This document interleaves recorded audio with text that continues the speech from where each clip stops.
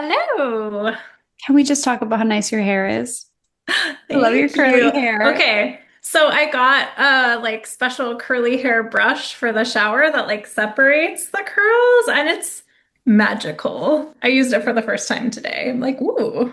We need to do a gift guide. We have to talk about all the cool stuff. Fair, yes. Yeah, I was Listeners, very skeptical because I was like, I don't know, it's just like a brush, but it actually did work looks very good. well. Yeah, Thank you. listeners, let us know if you want to hear random things that we love. And welcome to the coaching mixer. And welcome to the coaching mixer. I hope you were watching this on YouTube though, because you have to see Elena's hair. It's so Oh my pretty. gosh, thank you. I like your fuzzy sweater too. I'm not just Oh, complimenting thanks. you because I feel like I should. It looks super cozy. It's very cozy. It feels like candy corn. I don't know. I don't like candy corn, but I'm like, this Yeah. reminds me of candy corn. It's better than candy corn because I agree. Yes. I think candy corn is kind of gross Yeah. personally. Yeah. Yeah. Yeah. Yeah. We get hate mail about that. Okay. I know the candy corn truthers. Yeah. Ooh, you have a nice glass. Ooh, so do you. Cheers. So we're drinking Cheers. wine today. We both chose red. Yes. It's Pinot Noir. I don't know that much about wine. Neither do I. Okay. Mine's Cabernet, Hmm. which I'm not sure what exactly that means, but it was a recommended one under $20, and it said it had like fruity and vanilla notes, both of which sound tasty. Yeah. So, Amazing. Yeah. Yours looks like a meal. It's nice and thick. ooh, Yeah. yeah, it is pretty thick. It's like Yeah. a very bold flavor. Yeah. Someday we'll go to France and someone will teach us about wine. Yes, please, and cheese as Yes. well. Yeah, I know. We should have had cheese plate with this. Oh my gosh. Okay, we'll do a I know. Another redux. time. There'll be a whole Mhm. snack episode. That's Um, amazing. yes, I do love red wine, but I don't know a lot about it. I just Yeah, drink what people bring me. that seems like a good policy, honestly. People who probably know more about wine than I do, I'm like, yeah, just, you Hmm. know, whatever you recommend. 100%. Yes. Oh, okay. What are we talking about today? What are, ooh, okay, today we are talking about toxic positivity in coaching, which was a listener request and also is like a brilliant topic because I have thoughts and feelings about it, as I'm sure you do. I think our thoughts and feelings might be the same. Probably, yes. Okay, I think it might be interesting to start off with first, like what do you view as toxic positivity? What does that mean to us? And then we can Mm, dig in from there. yeah. Um, it's interesting because when I think about like toxic is like positivity, toxic positivity to me is like positivity that actually does more harm than good. Like it's Mm-hmm. actually harmful because it's maybe denying the nuance of a situation and opting for like happy thoughts or Right. or like totally ignoring the problem and only looking at like the one or two quote unquote good things. Mm-hmm. What do you Yeah. think about toxic positivity? Yeah, I agree with that. I think denying or suppressing the Mhm. feelings. So Yeah. it's like, I think that's what makes it toxic, is Hmm. when it's like reinforcing a narrative that there's something wrong or bad about the negative feelings. And so it's like putting a band-aid on top of them because we're human and we Hmm. experience a full range of emotions. And it's like signaling to the client or to whoever Hmm. is like the recipient of the toxic positivity that what they're feeling, there's something wrong or Yeah. harmful or shameful about it. Yeah. And it's interesting because I'm like, I think the world at large is not that positive. So I think Hmm. sometimes as a reaction to how I don't even love the word like positive or negative because I'm like there's people who, and brains, human brains often will always find a problem. So I think kind of as a reactionary thing to there's always a problem, it's always an issue, like to like quote unquote negative people, toxic positivity comes up because it's like it can be like a protection against all of the negativity that most of us are feeling bombarded by all the time. Ooh. So I Mm-hmm. also think like I get why it happens. Like it's Yeah. sometimes just such a protective reactive barrier Mm-hmm. from having to look at the harder stuff or sometimes it's just the overblown negativity that the world can throw our way. Mm.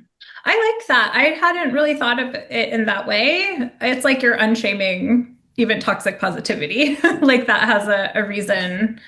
And I do agree. I think the source of it in coaches and probably in humans in general is like a discomfort, probably a shaming of quote unquote negative emotions Yeah. in the person themselves. Like Yeah. they have not had a safe space to acknowledge and process their own feelings, maybe. And so then that's like projected out into the world, and there's not much capacity to hold space for other people's negative emotions.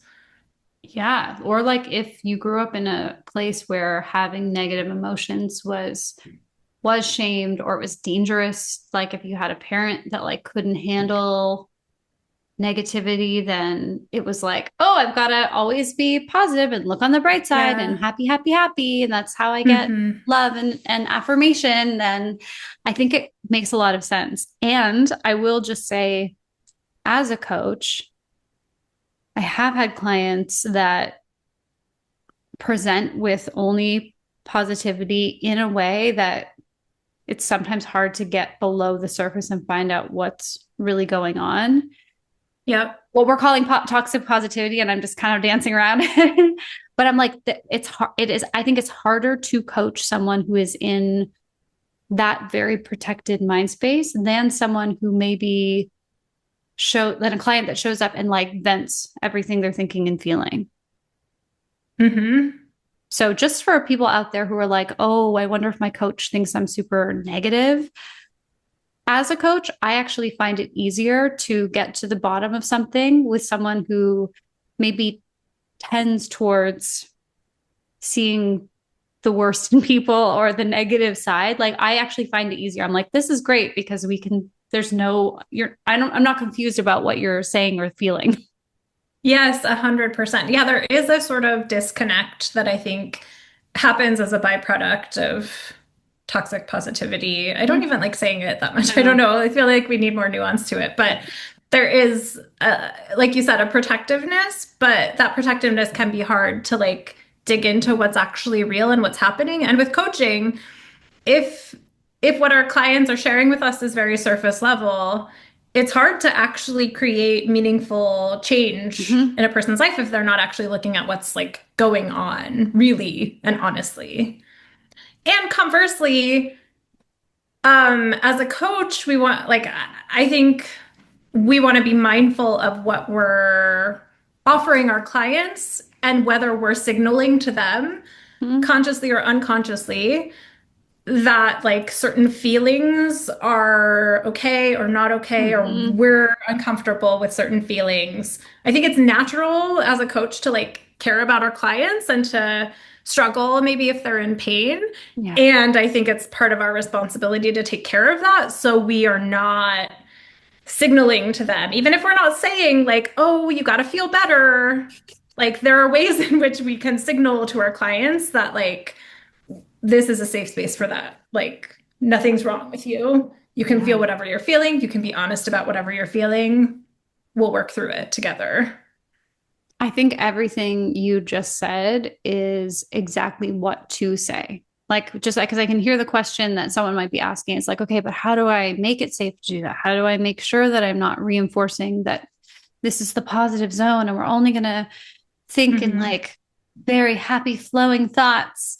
Um, everything you just said is exactly what someone could say to create the beginning of safety for a Hmm. client. So thank you for that. Thank you.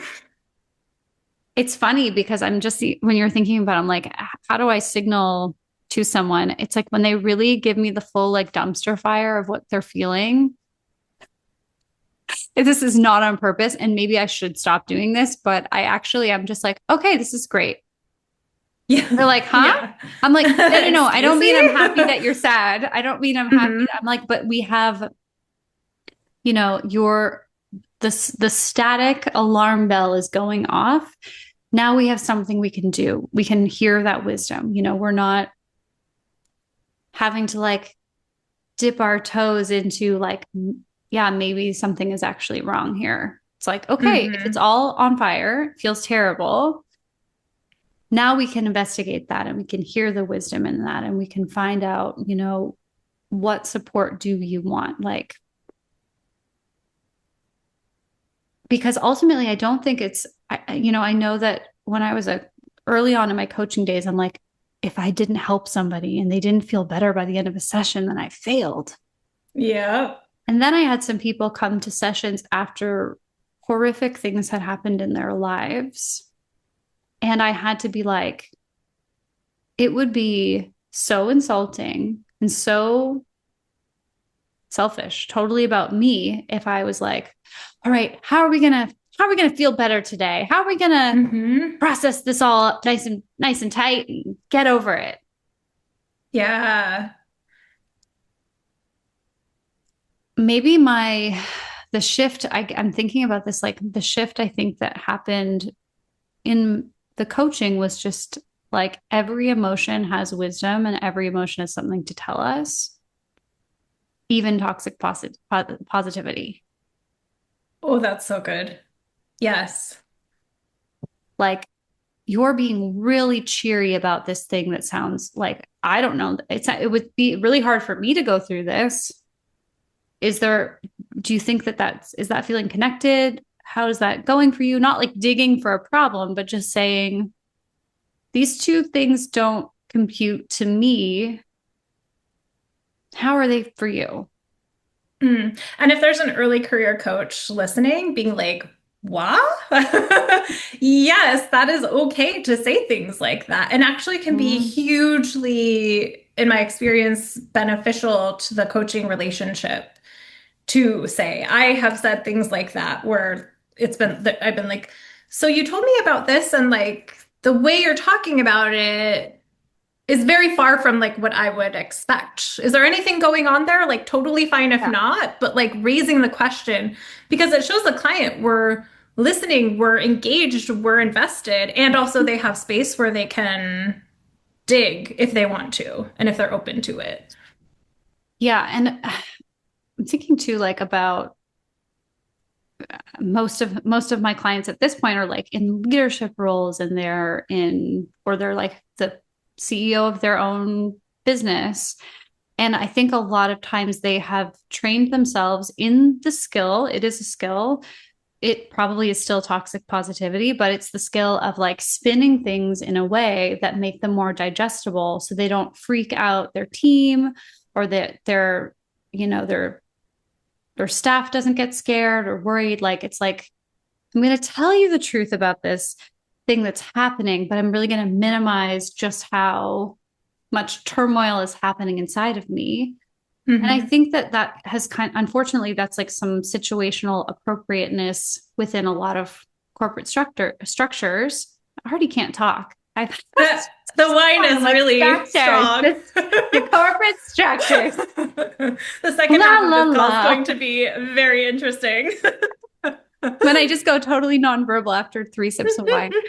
Um, but I think that there is kind of that corporate or leadership training that is there for a reason because you don't want to freak everybody out just because you're having an emotional reaction to something that might be a big problem. It might not be a big problem. But at the same time, I think to your point, like reinforcing that within this container, this is the place where they can drop the professional verbiage They can say, they don't have to like be careful about how they say that. If they hate their coworker, they can just say, I hate my coworker. Mm-hmm. Like, we're not going to judge them. They don't have to be diplomatic about it. And it's Yeah. maybe the one space in their world where that is so. So when I kind Mm-hmm. of hear I work with a lot of like doctors and like high level consultants, and they are very precise with their words. And I'm just like, okay, I feel like you're maybe talking to me like a colleague right now. No one else is here. We are not recording. Mm-hmm. If it was just you talking to a friend, how would you describe what you're feeling? And sometimes that little bit of unlock, even though we're not their friends, just reminding them that like I'm the person in your corner for you. Yeah. I don't care who you hate. I don't care who you love. I don't care about any of that. I care about what that experience is like for you. Mm-hmm. It's been really interesting. Yeah. I'm like, I really don't prefer toxic positivity over just real grittiness. It's definitely easier as a coach, I agree, to speak with a client who is a little bit less filtered. Yeah. And I also want to say to your earlier point and to what you're describing of like, people who maybe have more of a corporate background or have, even if not professionally, like they have grown up in such a way where it was not safe for them to emote openly, Yeah. it can be challenging for them to be unfiltered in that way. And with good reason. Like, Sure. I think a Yeah. lot of these coping mechanisms have developed Mm-hmm. and are actually quite brilliant and have Mm-hmm. worked brilliantly in the past. And Yeah. so, as coaches, like, I don't want to place, and I don't think this is what you're doing, but like we don't place necessarily a hierarchy Yeah. on how our clients communicate. And for me, the goal is always, how do I make this space more safe? And Yes. so if I notice a client is like very, very buttoned up around me, that's a call for me to explore, how am Mm-hmm. I contributing to this Mm-hmm. environment? Is there something we could be doing differently? Is there a fear we need to explore? Do they need to build a tool set Mm-hmm. so that they can actually discern, okay, here I'm going to actually very consciously be real. Mm-hmm. And then so they can trust that they have the capacity or the tools to then button themselves up when they need to in situations where it doesn't really feel safe to be unfiltered. Yeah. I think that is so good because it puts the shift in the relationship mostly on the coach. And Mm-hmm. it's funny because I'm thinking like, okay, when have I noticed this happening with clients? It's really funny. It's when they like some clients will apologize the first time they swear in my presence. Oh. I know. I'm just like, oh, did you think I would get offended if you said fuck? I was like, oh, well, you Oh, don't. so I cute. was like, we can swear all the time. We can like, Yeah. I just kind of they're like, oh, I'm so sorry. I'm like, and I will usually just say it back to them and try to like ease Yeah. the Normalize moment it. Mm-hmm. because it is one of those things where maybe even to what we talked about last week, I think people don't always know. They're like, okay, my coach is like so present and they're holding this container and maybe it feels sacred to the person who's never been fully listened to before. Mm. Sometimes there can be like a dynamic of like, this is very precious. And that can, Yeah. if they didn't grow up in a space where they were free to express themselves, sometimes that preciousness can feel like they also have to tread very lightly and Mm. filter some part of themselves. Yes. So we've talked about it a little bit already, but like more explicitly, how do you contribute to a space where it does feel safe for the client to open up in that way? I try to say it from the first time I meet somebody. I try to Hmm. say, like, listen, in your professional life, I know you probably need to do this, this, and this. This is your space to let your hair down, say what you're really feeling, say what you're really thinking. Um, I just say that explicitly, kind of like what you did. And I just say, and I actually encourage it. If I feel like someone is tending towards more toxic positivity, I just say like, not to make a hierarchy out of it, but I say it's easier for us to go further when Hmm. you just tell me what's really going on for you. Like, Yeah. you don't have to give me a beautiful coachy statement. You don't have to tell me that you know that it's just a thought, or when someone will say like, "Oh, I know it's silly. I shouldn't feel like this. I know I should be kind and I should be gracious." I'm like, "Why? Why should you be kind and Hmm. gracious?" Just want to Hmm. understand where that rule came from. Maybe we shouldn't. Maybe we should be petty. I love it. And it's like such a disruption for people sometimes that they're like, Yeah. "Oh, if I actually allowed the petty voice to come up, very often we discover something that's really important, can Hmm. be very healing for people." And I'm always thinking about like how can I help my clients just stay whole? Like not kick a part of Ooh. themselves out in the cold. Even the toxic negative parts or the toxic Mm. positive parts, like whatever it is, it's like how can we just keep them together? That's such a beautiful goal. That's such a beautiful framing. Yeah, and it's hard to not get attached to it also. Like Hmm. What it's do you mean hard by to that? I think it's hard to not make that kind of I don't want that to be a goal, but I know that Mm. sometimes I have to kind of grapple with it Hmm. because I'm like, ooh, they're kicking themselves out and that's like wrong because that's not what I want for them. But it's like, oh, maybe we have to let that part be out today. Mm. Maybe Yeah. that's where they're at Hmm. and I can't force them to kumbaya with every facet of who they are today. Hmm. Yeah, because there's wisdom. I mean, this is getting a little bit abstract now, but there is wisdom in people rejecting certain parts of Yeah, themselves as yeah. well. For me, I think that's where it helps me because I think I have never thought of it in that language before, but I think that is a an implicit goal of mine as well, or maybe not goal, but that is like an orientation of mine. Um, and then I think when I notice that happening, for me, it's a call to the relationship to like Mm-hmm. evaluate, okay, was I contributing to that? And You're right. if so, that's like fine. I'm not bad or wrong for it, and they're not bad or wrong for it. It's just something, it's like an invitation to create more safety, I think. Yeah. So when you notice somebody who is always coming, like maybe you have a client that's like, no, everything is great. Everything's wonderful. Mm. Hmm. I didn't get the showcase I wanted, but there's always next year. Totally fine. Mm. Hmm. How do you or do you try to open that up with them?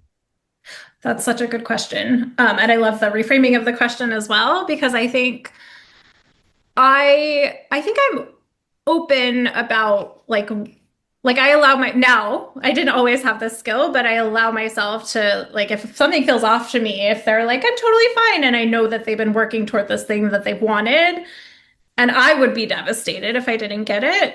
Hmm? I might even like say like, "Oh, that you worked really hard toward that. How are you feeling about that? Is that something you would like to explore?" Mm-hmm.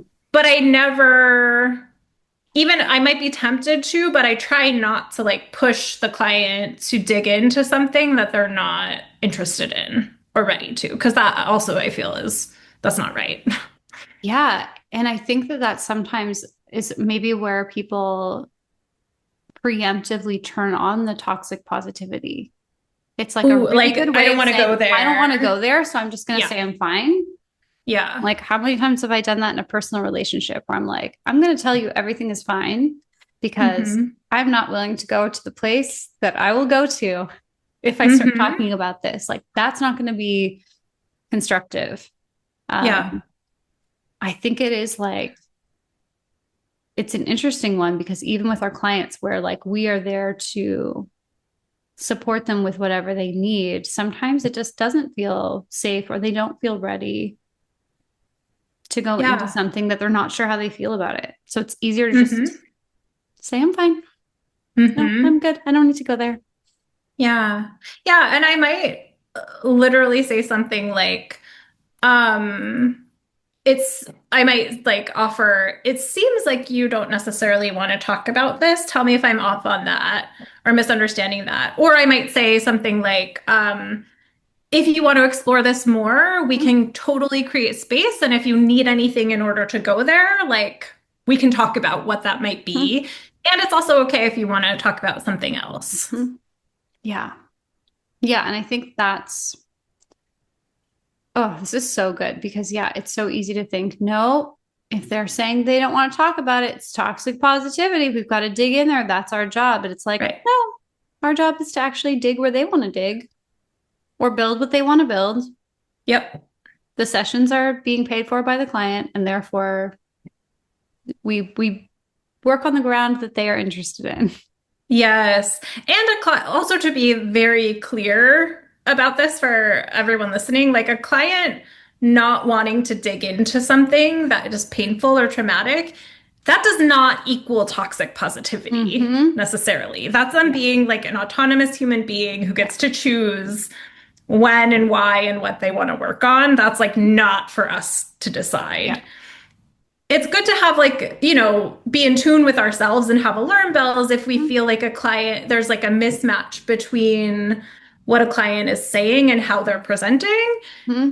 that we can offer them Yep. as like, here's something I notice, but the client is an expert on themselves. They get to direct Mm-hmm. where the conversation goes. That's not my business. Yeah. I will name if they've like stated before they want to dig into things that then they're avoiding because there's a disconnect there and we can talk Mm-hmm. about it. But like the client is not wrong at all for that. And also like I wouldn't necessarily label that as toxic positivity. Yeah. Yeah. I had a client who we worked together weekly for a full year before she was open to doing any deeper processing. Hmm.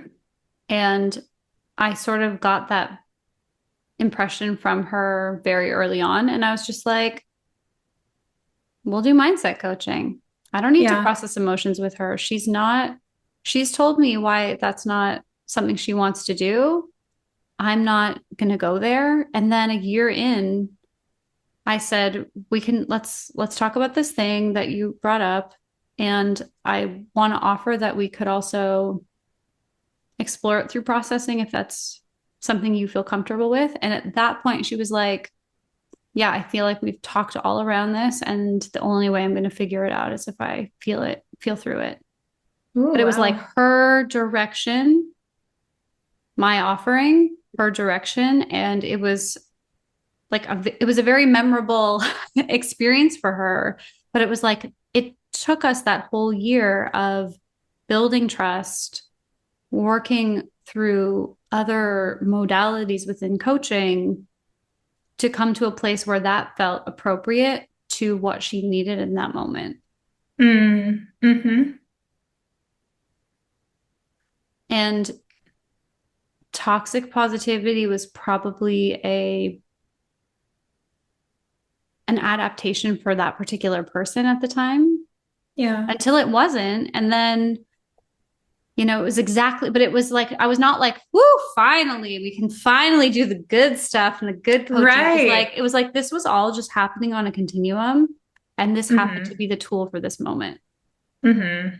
And that whole time you were creating safety together Mm-hmm. in your relationship where that she felt like Yeah. this is something that she, wanted to do with you. Yeah. And she was she was doing incredible things. She was like Yeah. one of the most motivated clients. We would talk about something, and the next week she would come and she'd be like, okay, I tried it. Here's my reflection. Da, da, da, da. I was just like, your positivity, not the toxic kind, but like her motivation and positivity, she did amazing things. She did not let Hmm. her doubt stop her fear stop her. She was just like, I'm feeling it. It's okay. I know why it's there. It's in the unknown, but I've just got to do this. Like she was just so connected to her vision. And it was like, wow, positivity is great. And there may be some areas where that's not letting her go deeper, but like she didn't need to go deeper at that point. Yeah. Yeah. I I'm love what you realizing said about the something. hierarchy of depth too. Just like it is so Yeah. easy as coaches to be like, ooh, this is like the good, juicy kind of coaching, and this is like the surface level, not as Mm. important, not as good. I'm like, thank you for saying that. It's an important reminder, and I have to remind myself of that as well. Because I think we know each other well enough. I think we both like favor depth in conversations and Yeah. relationships. But I think there's like it's kind of like I don't think we need to have a hierarchy of the type of work that our clients are willing to do. And even like I was realizing as you were talking about this client, I like the label toxic positivity as like a social, like Mm-hmm. describing a social phenomenon, where like culturally maybe there's a hostility to negative, quote unquote, negative emotions or like a discomfort with negative emotions, and there's Mm-hmm. like sort of painting over them with like positivity. Mm-hmm. But talking about individuals, I feel like it actually like glosses over Yeah. something much more interesting and like more honest about like I think it is what we often describe as toxic positivity is totally an adaptation to situations where it was like probably very Mm-hmm. necessary and felt very necessary. Yeah. And I don't know that the solution to that is like shaming that in Yeah. any way Right. because it is a beautiful adaptation for a lot Mm-hmm. of people, even if it has some harmful side effects. The Yeah. way to dig into that is, as you demonstrated with this client, to like create more safety, more openness, more possibility, and let the client lead. Mm-hmm.